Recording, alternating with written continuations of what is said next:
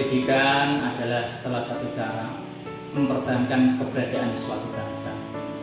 Pendidikan dapat membangun karakter dan kepribadian seseorang menjadi lebih baik dalam kehidupan pergaulan sebagai anggota masyarakat maupun dalam kehidupan pribadinya.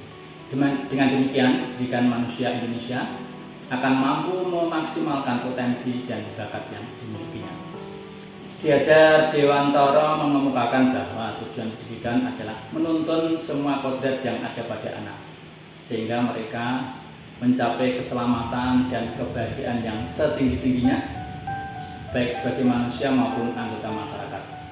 Karenanya, pendidik itu hanya dapat menuntun berkembangnya kekuatan kodrat yang ada pada anak, agar dapat memperbaiki lakunya. Untuk mencapai tujuan itu, dapat diwujudkan dengan pendidikan yang memerdekakan.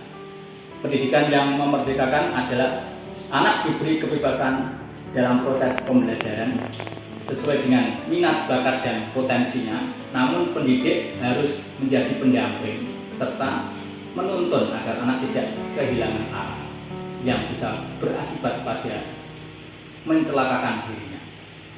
Sehingga sebagai seorang pendidik kita harus menerapkan pendidikan yang memerdekakan anak didik. Tetapi pada kenyataannya ya, dalam pelaksanaan pembelajaran di sekolah masih ada mungkin pendidik yang belum memerdekakan anak didik. Misalnya pendidik masih menyamaratakan kemampuan anak didik di dalam kelas, sehingga perlakuan di dalam kelas pun disamaratakan. Padahal pada hakikatnya setiap anak ini memiliki kemampuan yang berbeda-beda dan menghendaki perlakuan yang berbeda pula. Sehingga sebagai seorang pendidik kita harus mengetahui dan memahami perbedaan karakter dari setiap anak dan juga menyesuaikan metode pembelajaran yang dapat mewakili perbedaan tersebut. Ada beberapa kekurangan pendidik ya dalam mengajar. Menurut saya setidaknya ada 3 ya. Yang pertama, pendidik tidak berusaha untuk mengetahui kemampuan awal anak didik. Terus yang kedua, pendidik tidak mengajak anak didik untuk berpikir.